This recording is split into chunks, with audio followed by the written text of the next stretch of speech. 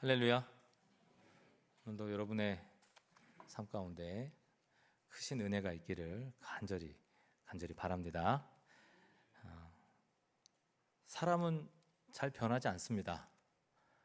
우리 성도들이 예배 초소에 와서 앉는 자리도 잘 변하지 않습니다.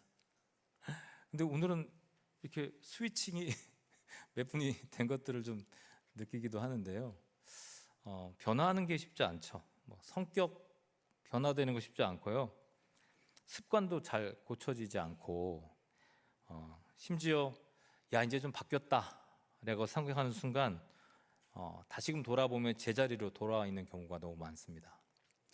그게 DNA 아닐까? 죄의 DNA 아닐까? 그런 생각을 해봐요.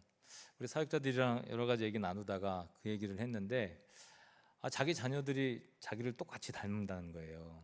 어렸을 땐 잘 모르는데 좀 크면 자기에게 나타났던 그 동일한 모습들이 그 아이에게도 나타난다는 거죠. 부모들이 보통 뭐라 그럽니까? 야, 그렇게 하지 마. 저렇게 하지 마. 좀 생활 패턴 좀 바꿔봐. 자기가 바뀌어야지. 자기 DNA를 가지고 태어난 그 아이를 자기가 어떻게 바꾼단 말입니까? 쉬운 게 아니에요. 사람 바뀌는 거, 마음 바뀌는 거, 성품 바뀌는 거, 심지어 예배드리는 자리 바꾸는 것도 생각보다 쉽지 않습니다. 목회 현장에서는 저도 수많은 사람들을 지금 만나고 있지만 아마 여러분조차도 스스로 생각할 때 그 사실을 부정하기 참 어렵구나 그런 생각을 하실 거예요. 손 들어보라 그러진 않겠지만 지난주에 앉은 그 자리를 지금도 앉아 계신 분 항상 그 자리죠. 희한하죠. 그 자리가 제 자리 같죠. 그런 마음이 있단 말이에요. 변화하고 싶지 않아요. 제가 이쪽이 좀 괜찮거든요. 이쪽은 좀 별로. 이쪽이 괜찮은데 이쪽 분들은 좋으신 거예요. 할렐루야. 여기 돌아갔으면 좋겠어요. 이렇게 변화되는 거 어려워요. 앉는 자리 하나도 변화되는 거예요. 근데 사람들은요 그렇게 생각하는 것 같아요. 결심하면 바꿀 수 있다. 어떻게 결심 한번 해보실래요? 다음 주에는 다른 자리로? 그러다가 안 나온다 또 이러다가 나 그 자리에는 안 간다. 결심하면 되는 줄 알아요. 근데 그렇지 않잖아요. 보통 우리가 새해 때 여러분들 2025년도 시작하셨을 때 나름 계획표를 생각하고 나름 내가 한 해 동안 뭘 하겠다 이렇게 생각하고 보통 한 해를 시작하시죠? 아니에요? 그렇게 시작한단 말이에요. 근데 그게 지금 10월 달쯤 되니 어떻게 생각해요? 지금 그대로 살아가고 있습니까? 그렇지 않습니까? 우리 새해 첫날에 분명히 서로 생각했잖아요. 운동 열심히 하기로. 근데 지금 별로 그래 보이지 않는데 쉽지 않잖아요. 어떤 분들은 술 끊겠다 이런 것도 좀 그런가? 담배 죄라고 얘기하진 않습니다. 우리의 몸을 좀 아끼는 차원에서 말씀드리는 거예요. 끊겠다고 분명히 했잖아요. 마음 다 잡고. 근데 새로운 출발을 하려고 했지만 지금도 여전히 나쁜 습관에 빠져 있는 경우가 많잖아요. 몇 주만 지나지 않으면 다시금 옛 길로 돌아가는 거예요. 그게 우리들의 모습이거든요. 왜 그럴까? 내일이 없는 인생을 살기 때문에 그래요. 하루살이의 인생. 지금 당장에 중요하지. 앞으로 무엇인가 나에게 다가올 것들을 생각하지 않고 살아요. 다른 말로 표현하면 소망의 불씨가 내 마음에 살아나지 않았기 때문에 변화된 삶을 살기가 너무 어려운 거예요. 미국의 하버드대에서 75년 긴 세월 동안 조사한 내용이 있는데 724명을 추적한 장기 프로젝트인데요. 그 연구에 뭐라고 제목이 달려 있냐면 사람이 언제 변하는가? 근데 그 결과를 두고 제가 좀 놀랐어요. 환경 변화, 그 다음에 교육의 질과 양, 이게 아니라 삶의 의미를 새롭게 발견했을 때 이때 사람이 진정으로 변한다는 거예요. 우리가 이걸 어떻게 이해할 수 있을까? 이 말을 우리 언제는 그렇지 않냐? 항상 우리가 1년마다 계획을 세우는데 죽음이 임박했을 때 아니면 죽을 어려운 병에 걸렸을 때 정말 죽을 거라고 생각했는데 하나님께서 정말 극적으로 살려주셔서 다시금 새로운 인생을 살 때 이런 경우가 좀 있는 거죠. 뭔가 새롭게 내 삶을 잘 만들어 봐야 되겠다 하는 거의 죽을 뻔한 경험 속에서 새로운 어떤 선택을 하고 그 마음의 변화가 있을 때 삶이 변화되는 거예요. 그러니까 우리가 그런 경험을 하기가 너무 어렵잖아요. 삶을 살면서 정말 말은 죽겠다 뭐 죽겠다 하지만 진짜 안 죽잖아. 안 죽잖아. 그러니까 안 죽는 그 삶, 항상 그대로의 그 삶을 살아가면서 과연 진정한 변화가 우리의 삶 가운데 있을 수 있을까? 그럴 수 없다는 거예요. 그러기 쉽지 않다는 거예요. 우리가 누군가를 보면서 저 사람은 절대 안 바뀔 거야, 그런 분들 계시죠? 그리고 그분도 나한테 똑같은 얘기 하죠. 저 사람은 절대 안 바뀔 거야.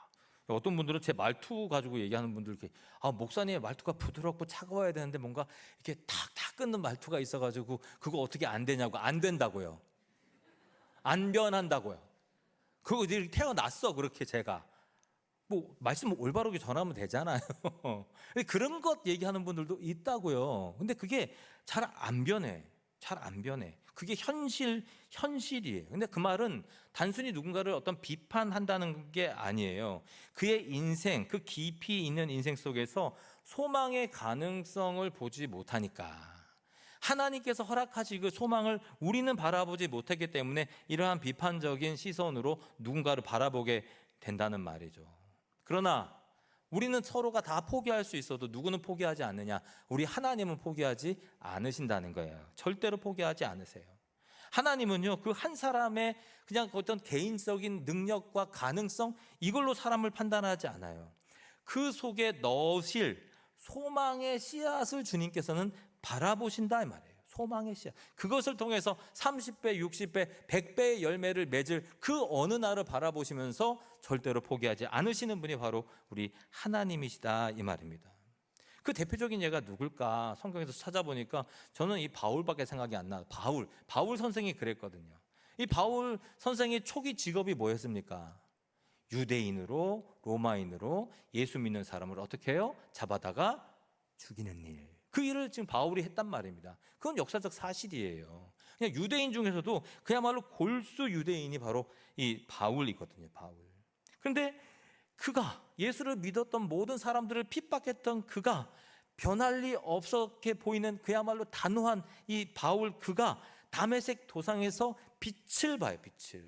주님을 만난다는 거예요. 그 빛은요, 단순한 어떤 이적과 같은 충격, 이것을 가져다 주는 게 아니에요. 그것은요, 미래의 부르심, 그를 향한 미래의 부르심을 깨닫게 되는 순간이에요. 그때 바울은 어떻게 해요? 변화되었더라. 눈꺼풀이 벗겨졌더라. 어떻게 해요? 그의 미래가 현재 안으로 들어왔기 때문이에요. 그것이 바로 소망의 시작이다라는 것이죠. 성도 여러분, 우리가 사는 세상에 다 비슷하죠. 변화가 빠른 시대를 우리가 살아간다고 하는데 실은 진짜 변하지 않는 게 있잖아요. 인간의 마음, 우리의 마음. 10년 전이나 20년 전이나 30년 전이나 지금이나 똑같이 그 마음을 가지고 있다는 거예요. 뉴스를 보십시오. 요즘 뭐 AI 해가지고 엄청 뭐가 발전한다 그러고 뭐 설교도 해준다 그러고 내 대신에 뭔가도 해준다 그러고 뭐 다 해준다 그러잖아요. 경제가 성장한다 그러죠. 또 어떨 때는 또 그렇지 않는다고 얘기하죠. 하지만 그 모든 성장 과정 속에서 변하지 않는 것은 사람의 욕망, 그것 때문에 나타나는 불안, 초조, 아픔, 상처, 이런 것들이 항상 그대로 남아있잖아요. 2024년도 3월이래요. 이 국민건강보험공단에서 조사한 내용이, 이 통계에 따르면요, 2024년 한국의 우울증 진료 인원이 100만 명을 넘어섰다. 그러니까 쭉 올라가고 있고 지금 2025년도 10월이니까 그때보다 더 올라갔을 거예요. 절대 떨어지지 않는 거거든요. 인간의 풍요 그리고 발전, 성장 뭐 나름 꽤나 빠르게 간다고 하지만 변하지 않는 것은 우리의 마음의 아픔. 삶의 조건은 나아졌는데 마음은 더 어떻게 해요? 더 불안전해졌다는 거예요. 지금은 또 바우만이라는 문화평론가가 있는데 그가 쓴 책 중에 Liquid Modernity라는 책이 있어요. 그냥 한국말로는 그대로 번역됐더라고요. 액체 근대 모든 것이 다 흘러간다는 거예요. 모든 것이 다 고정된 것은 아무것도 없다. 그러니까 우리가 그런 사회에 살고 있다는 거예요. 관계도 그렇고 일자리도 신념도 다 마찬가지. 그냥 예전에 흐르듯이 지금도 여전히 똑같이 흘러가고 있다. 이전에 잘못했던 것들을 지금도 똑같이 그 잘못을 공유하고 있다. 계속 흘러간다. 그 책에서 이렇게 말해요.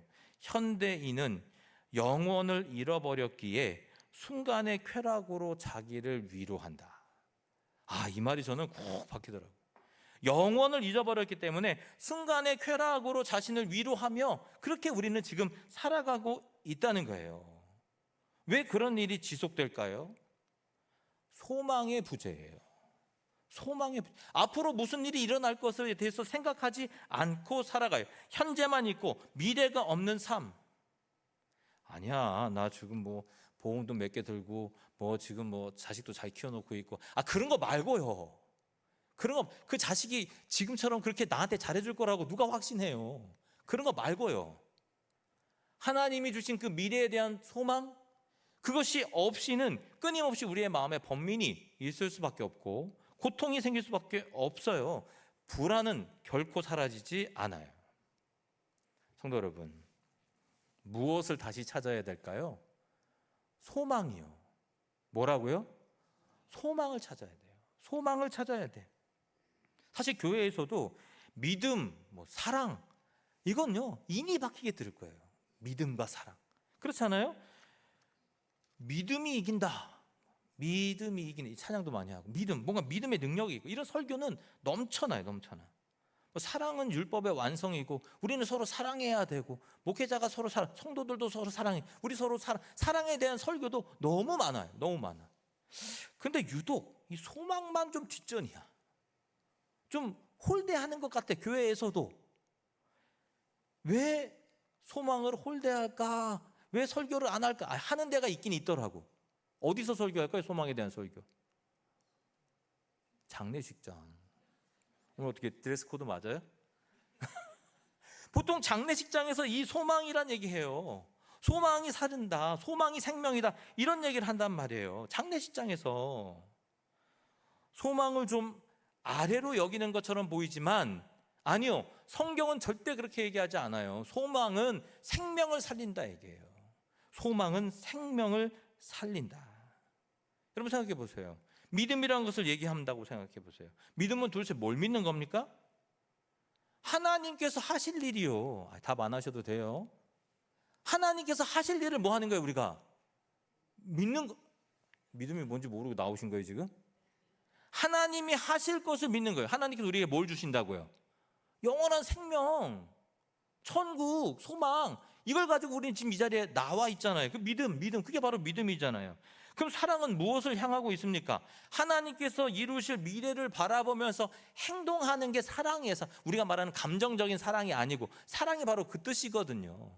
그러니까 우리는 러브라고 읽고 액트라고 행동하는 거예요. 행동하는 거, 무엇을 보고요? 주님께서 우리에게 하실 일들을 보고, 주님께서 우리에게 허락하신 하나님 나라, 우리를 심판하신 심판대에 올려놓으신다는 그 확신을 가지고 사랑도 하고 믿음을 가진단 말이에요. 그러니까 믿음과 사랑의 그 중심에는 뭐가 있습니까? 소망이 있다니까요. 미래에 주님께서 우리에게 하실 일, 소망. 이 소망이 믿음을 살아있게 만들어요. 소망이 사랑을 지속하게 만들어요. 그러니까 소망 없는 믿음은요, 항상 계산해요. 무엇이 맞고 무엇이 틀리냐, 무엇이 나에게 이익이 되고 무엇이 나에게 손실이 될까, 항상 계산해. 소망이 없는 사랑은요, 감정뿐이에요. 감정. 저 사람이 나를 사랑하면 사랑하고 사랑하지 않으면 안 한다. 그러니 사랑은, 신앙은, 믿음은 늘 필요를 느껴요. 늘 필요해. 열심은 오래 가지 못해요. 이런 사람들에게 필요한 것은 또 다른 결심이 아니라 소망의 세례인 줄을 믿습니다. 즉 하나님의 미래가 내 안으로 들어오는 그 사건이 우리의 삶 가운데 있어야 진정한 변화를 누리고 살아갈 수 있는 거죠. 그러니까 소망은 미래에 나타날 그 어떤 것이라고 생각하면서 현실을 도피하려는 것이 아니에요. 소망은 현실을 새롭게 바라보는 눈이다 하는 거예요. 세상은 가능성을 기준으로 사람을 판단해요. 하지만 하나님은요, 약속의 기준으로 사람을 부르신다는 거예요.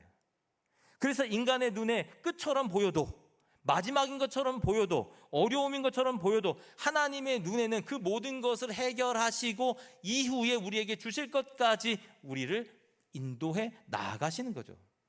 결국 사람이 소망이 그 마음 가운데 들어오면 변화된다는 거예요. 관심이 달라져요.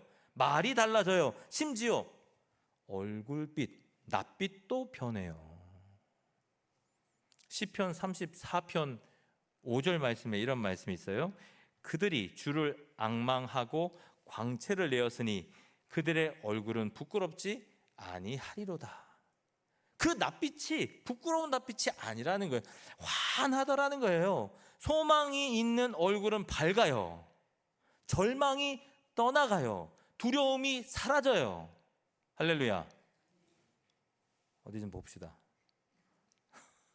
밝은지 어두운지, 두려운지 아닌지 사라져요. 그러니까 소망은요, 단순한 감정이 아니에요. 존재를 일으키는 생명의 힘, 그게 바로 소망이에요. 그 능력을, 그 은혜를 경험하는 우리 모두가 되기를 간절히 바랍니다. 성도 여러분, 오늘 바울은요, 뭐라고 말하냐면 표대를 향하여 걸어간다, 달려간다. 너무 쉬운 퀴즈예요. 표대를 향하여 걸어가요, 달려가요? 달려간대. 달려가는 건요, 꺼리낌이 없는 거예요. 달려가는 것은요, 확신이 있어요. 우리 아이가 어렸을 때 얘기해요. 저 보면 어떻게 해요? 멀리서도 저를 찾으면 어떻게 할까요? 달려와요. 달려와. 누구에 대한 믿음이 있기 때문에. 아빠에 대한 믿음이. 여러분 안 그랬어요? 여러분 아이는 안 그랬나요? 믿음이 있기 때문에 손살같이 달려가요.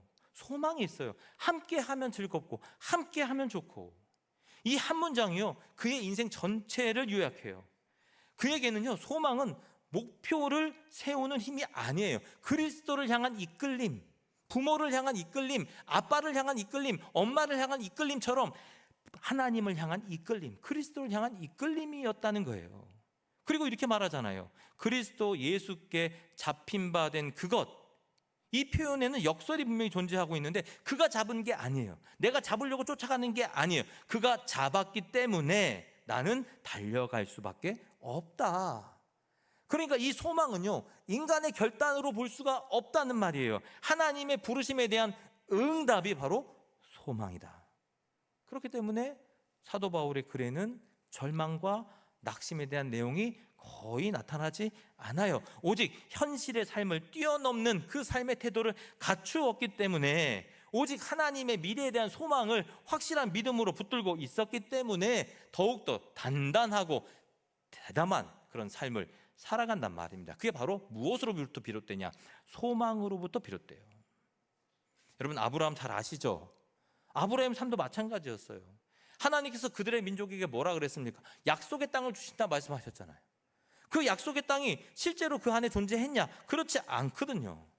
결국 약속의 땅에 아브라함은 들어가지 못했어요. 그런데 아브라함은 무엇을 사놓는지 아십니까? 자기의 장사 지낼 그 막벨라 굴이라는 곳을 사나요. 내가 이곳에 묻히겠다, 가나안 땅에 묻히겠다.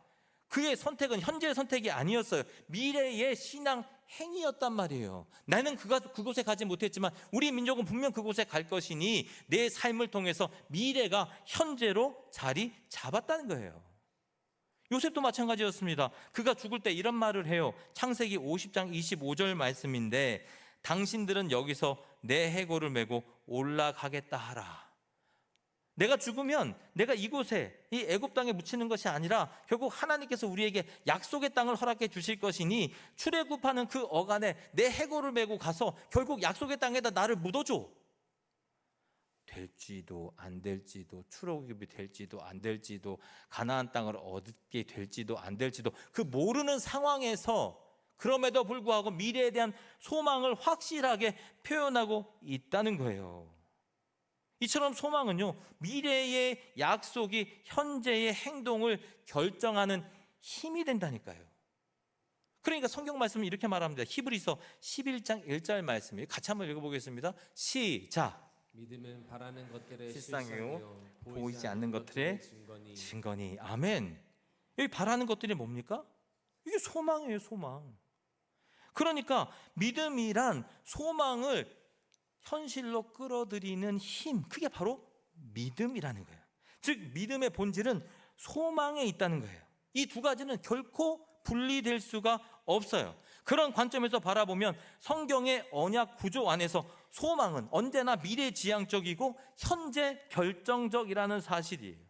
미래가 들어와 현재를 이끌고 약속이 들어와 오늘의 선택을 바꿔버리는 거예요.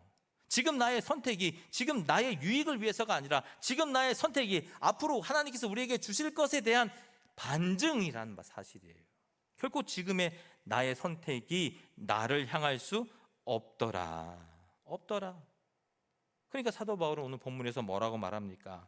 13절과 14절 말씀인데 이 말씀 같이 한번 읽어보겠습니다. 시작. 현재들아 나는 아직 내가 잡은 줄로 여기지 아니하고 오직 한 일 즉 뒤에 있는 것을 잊어버리고 앞에 있는 것을 잡으려고 표대를 향하여 그리스도 예수 안에서 하나님이 위에서 부르신 부름의 상을 위하여 달려가노라. 아멘. 여러분 이 메시지를 보면요 이렇게 표현될 수 있을 것 같아요. 나는 완벽한 사람은 아니야. 그러나 내 눈은 이미 목표에 고정되어 있습니다. 나는 절대로 흔들리지 않습니다. 그의 신앙은 완성형이 아니었어요. 그저 미래를 향한 지속적인 추구, 그 모습이 완성형처럼 보였을 뿐이에요. 그는 절대로 과거의 실패에 머물러 있지 않아요. 현재의 성취에도 만족하지 않아요. 미래를 향한 부르심에 그저 응답하며 살았다는 말입니다. 그러니까 표대를 향하여 달려간다라고 표현할 수밖에 없는 거죠. 한 성서학자는요, 이 바울을 얘기하면서 이렇게 표현해요. 소망은 성도의 정체성이다. 소망이 있어야 성도로서의 삶을 살아갈 수 있다는 말이에요. 그러므로 믿는 자는 단순히 과거에 구원받은 자가 아닙니다. 예전에 내가 어떻게 일을 했고 내가 예전에 어떤 부르심을 받았고 여기에 묶여있는 삶이 아니에요. 미래의 영광을 향해서 달려가는 자, 지금도 여전히 역동적인 모습을 가지고 하나님의 뜻을 따라가는 자, 순종하기 위해서 더욱더 애쓰고 노력하는 자, 그건 나이의 고하에 상관이 없어요. 직분의 고하에 상관이 없단 말이에요. 지금도 여전히 하나님께서 주시는 능력을 가지고 기쁨과 감사의 삶을 살아가고 있는가? 거기에 소망이 있음이 드러나게 된다는 거예요. 소망에 있음이 드러나요. 그러므로 성도는 소망의 사람으로 불리어야 돼요. 현재를 표현해서 현재의 상황 속에서 계획대로 움직여가는 것이 아니라 미래를 바라보며 그 미래를 지금 현재에 설계하는 자, 소망의 사람으로 불리는 거예요. 소망의 세례를 받은 사람들은 세상의 계산법으로 판단하지 않아요. 약속의 언어로 모든 상황을 판단하고 해석한단 말입니다. 아니 대체 소망이 뭐길래? 아니 어떤 능력이 있길래 그렇게 판단하고 그렇게 생각하고 살아가고 있을까 봤더니 제가 한 3가지 특징을 찾아냈어요. 말씀에서. 첫 번째는 뭐냐면 과거로부터의 해방을 이루어요. 소망이 있는 사람은 과거에 묶이지 않는단 말이에요. 여러분 상처에 묶여있는 사람은 현실을 제대로 보지도 못해요. 아니 미래를 설계할 수도 없어요. 하지만 이 소망이 있는 자들, 그리스도 안에 그 미래를 확신하며 살아가는 자들은 미래의 이전의 나의 상처에 엮여있는 삶을 살지 않는단 말이에요. 소망은요 과거의 상처를 끊어버려요. 고린도 후서 5장 17절 말씀, 이런 말씀이 있습니다. 같이 한번 읽어볼까요? 시작. 그런즉 누구든지 그리스도 안에 있으면 새로운 피조물이라. 이전 것은 지나갔으니 보라 새 것이 되었다. 이전 것은 지나갔어. 예전의 모든 상처, 모든 염려, 모든 걱정은 다 지나갔어. 지금 뭐가 있어요? 새 삶이 있다는 거예요. 보라 새 것이 되었도다. 내가 브랜드 뉴 되었다. 완전히 새 것. 예전에 마치 태어나서 응애 할 것처럼 그때의 모습으로 돌아갔다. 제가 우리 아이한테 부러운 거 하나도 없는데 한 가지 부러운 게 있어요. 피부. 피부 새 거야, 새 거. 얼마나 맑고 얼마나 투명한지. 똑똑한 건 나도 똑똑했으니까 그건 뭐 별로. 새 거, 피부, 유연성 뭐 이런 거. 그런데요, 말씀은 다시금 우리가 새 것이 되었다 그러잖아요. 새로운 것이 되었다. 여러분 믿으시기를 바랍니다. 소망이 내 안에 들어오면 나는 새 것이 된 거예요. 예전 것에 얽매이지 않아요. 그것에 후회가 없어요. 예전의 상처에서 얽매이지 않는단 말이에요. 왜요? 새 것이 되었기 때문에. 두 번째는요, 소망이 들어오면요, 삶의 방향이 이제 바뀌기 시작해요. 이전에는요, 막연한 생존, 내가 어떻게 살아갈까만 생각해요. 내가 어떻게 경쟁해서 이길 것만 생각해요. 하지만 이제는 표대를 향하여 걷게 돼요. 그리스도를 향하여 걷게 된다 이 말이에요. 이젠 우연이 나에겐 없어요. 부르심에 응답하는 삶밖에 없어요. 골로새서 3장 2절 말씀에 이런 말씀이 있어요. 같이 한번 읽어보겠습니다. 시작. 위의 것을 생각하고 땅의 것을 생각하지 말라. 위의 것을 생각하고 땅의 것을 생각하지 말라. 삶의 방향이 바뀌어요. 여러분, 우리의 삶을 돌아보세요. 돌아보면 사람도 막혀 있고 벽도 막혀 있고 관계도 막혀 있고 뭐 물질적인 것도 막혀 있고 건강도 막혀 있지만 하늘을 보면 다 뚫려 있거든요. 하늘을 보면 다 뚫려 있다. 그게 소망의 능력이에요. 위의 것을 생각하고 땅의 것을 생각하지 않게 되는 것. 현실의 이 무거운 것을 다 던져버릴 수 있는 것은 언제요? 소망이 내 마음에 깊이 자리 잡을 때. 그래서 주저함이 없어요. 방황함이 없어요. 두려움이 없어요. 그냥 가는 거예요. 그냥 진행하는 거예요. 그게 바로 성도의 삶이어야 한다. 소망을 가진 성도의 삶이 그렇다. 성경 그렇게 표현하고 있어요. 세 번째 뭔지 아십니까? 절망을 이기는 능력이 어디에 있어요? 소망이 있대요. 절망을 이기는 능력. 여러분, 소망은 살아있는 힘입니다. 그러니까 소망이 들어오면 사람이 변하죠. 살아있는 힘이 때문에 죽어있는 힘이 아니에요. 소망이 들어가면 다시금 살아요. 얼굴도 바뀌고 말도 바뀌고 표현도 바뀌고 삶의 형태도 바뀐단 말이에요. 뭐가 있을 때? 소망이 있을 때. 그러니까 소망에는 능력이 있다 없다? 능력이 있다. 절망을 이기는 능력, 세상의 죽음을 이기는 능력이 소망에게는 있다 이 말입니다. 그래서 이사야는 이렇게 표현해요. 40장 31절 상반절 말씀인데, 오직 여호와를 앙망하는 자는 새 힘을 얻으리니 독수리가 날개치며 올라간 같을 것이요. 새 힘을 얻겠다. 독수리가 치고 올라갈 만큼 힘이 있다는 거예요. 세상에 빠져 있지 않고 더 하나님을 바라보며 날아갈 수 있는, 절망 가운데 세상을 바라보는 것이 아니라 소망의 하나님을 바라보며 그 능력을 경험할 수 있는 그때, 소망이 우리의 마음 가운데 자리하고 있을 때, 그러니까 생각과 삶이 결코 세상에 머물러 있지 않아요. 세상 것에 휘둘리지 않아요. 그러니까 동일한 말씀 31절 하반절에 이렇게 말하지 않습니까? 다른 벽질하여도 곤비하지 아니하겠고 걸어가도 피곤하지 아니하리로다. 할렐루야. 우린 지금 1층에서 3층 걸어 올라오면 이렇게 올라오죠. 소망이 있으면 육체의 한계는 뭐 인정합시다. 하지만 소망이 있으면 내 영혼은 결코 후퇴하지 않아요. 그 능력을 경험해요. 다시 살아요. 생명을 얻어요. 우리 아이들 삐약삐약거리든 야, 참 활발하다 하는 것처럼 하나님이 바라보시기에 그러한 모습으로 우리가 변화된다는 거예요. 여전히 살아있구나. 여전히 이 공동체는 살아있구나. 여전히 이 공동체는 하나님의 일을 감당할 수 있구나. 여전히 그렇구나. 내가 이 일을 너희에게 주겠다. 그 사명으로 삼아라, 순종해라 할 만큼 다시금 살아난다 이 말이에요. 오늘 이곳에 방문하신 분들 계시면 잘하셨네.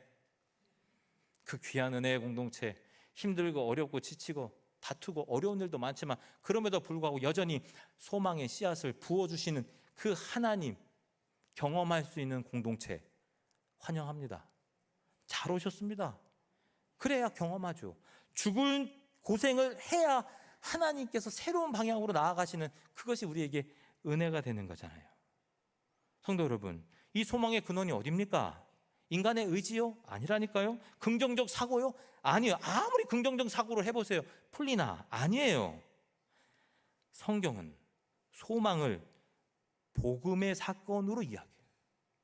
복음의 사건을 통해서 우리에게 소망이 온다 그래요. 베드로전서 1장 3절에서 이렇게 선포합니다. 같이 한번 읽어볼까요? 시작.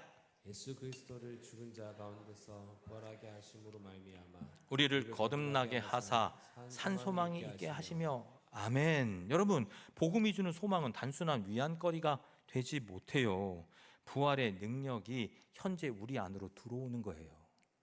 여러분, 죄 때문에 우리가 넘지 못하는 산이 있는데 그게 뭡니까? 생명이거든요. 죽음은요, 모두가 다 죽어요. 육체의 죽음은 여기서 어느 누구도 피해갈 수 없어요. 다 나이가 있으시든 젊으시든 누가 빨리 가냐 이건 몰라요. 그냥 다 가는 거야. 하지만 여러분, 부활의 그 능력은 결단코 사라지지 않아요. 그 능력이 지금 우리 안에 거하게 된다는 말이에요. 부활의 능력이 내 안에 거하니 내가 세상을 이길 힘이 생겨요, 안 생겨요? 생긴다는 말이에요. 심지어 죽음도 딛고 일어나요. 단순히 내 마음의 위안거리가 아니에요. 그 능력이 내 안에 거한다니까요. 깊이 자리한다니까요. 그 생명의 열매가 심겨진다니까요. 그 부활의 능력을 믿음으로 고백할 때 우리의 삶은 세상에 살아도 영혼의 삶을 살게 되는 것이죠. 예수 그리스도의 부활이 내 영혼 안으로 흘러 들어올 때 우리는 소망의 세례를 그래서 받게 된다는 거예요. 세례는 단순히 물에 잠겼다가 끝나는 게 아니에요. 옛사람이 죽고 새 사람으로 거듭났다. 그게 세례의 진정한 의미 아닙니까? 소망의 세례를 받으면 옛사람은 죽고 새 사람으로 살아나요. 지금 현재의 상황에서 방황하지 않고 주님께서 주신 그 미래의 소망을 두고 표적을 향해서 끊임없이 달려가는 삶을 살아간다 이 말입니다. 성도 여러분, 복음은 이미와 아직 사이에서 살아가는 우리에게 미래의 현실을 미리 경험하게 해주는 거예요. 그게 바로 복음이에요. 누가 그 일을 하기 때문에? 성령께서요. 그래서 로마서 15장 13절은 이렇게 선포해요. 소망의 하나님이 모든 기쁨과 평강을 믿음 안에서 너희에게 충만하게 하사 성령의 능력으로 소망이 넘치게 하시기를 원하노라. 우리의 능력이 아니라 그분께서 우리 안에 오셔서 그 소망의 능력을 경험하게 하신다. 성령은 우리 안에 미래의 생명을 부어주시는 거예요. 그것도 넘치게 하시는 거예요. 누가 감당하지 못하게 하려고? 세상이 감당하지 못하게 하려고, 마귀가 감당하지 못하게 하려고 성령께서 우리에게 가져다 주시는 것이 바로 소망이다. 소망. 따라서 복음은 지금 현세에 잘 사는 방법이 아니에요. 복음은 우리에게 무엇을 하라고 명령하기 전에 너는 누구냐? 라고 새롭게 규정하는 거예요. 예수 그리스도 안에 있는 자는 더 이상 과거에 묶인 자가 아니다. 너는 소망의 사람이다. 너는 세상에 감당치 못하는 자다. 존재 자체가 소망의 증거가 되어야 될 줄을 믿습니다. 그렇기 때문에 성도는 다른 말로 소망의 사람으로 불려요. 절대 어려움 가운데에서도 웃을 수 있고 절대 위험 가운데에서도 찬송할 수 있는 사람. 어떻게 그렇게 해? 그렇게 한 역사가 기독교 역사에는 너무 많아요. 소망의 능력을 경험했기 때문이에요. 그러니까 사도 바울은 오늘 우리에게 무엇이라고 말합니까? 14절입니다. 표대를 향하여 그리스도 예수 안에서 하나님이 위에서 부르신 부름의 상을 위하여 걸어간다, 달려간다. 달려가노라. 그 확신 가운데, 그 기쁨 가운데 주님께로 달려가는 그러한 모습으로 나는 살았노라. 성도 여러분, 이 고백이 저와 여러분의 고백이 되기를 간절히 바랍니다. 세상의 걱정과 근심과 고난과 어려움과 상처 다 끊어내고 다시금 일어나십시다. 그리고 마침내 웃으며 달려가십시다. 표대를 향하여, 하나님을 향하여, 그리스도 예수를 향하여 그 소망의 은혜가 저와 여러분의 삶 가운데 넘치기를 간절히 바랍니다. 기도하겠습니다.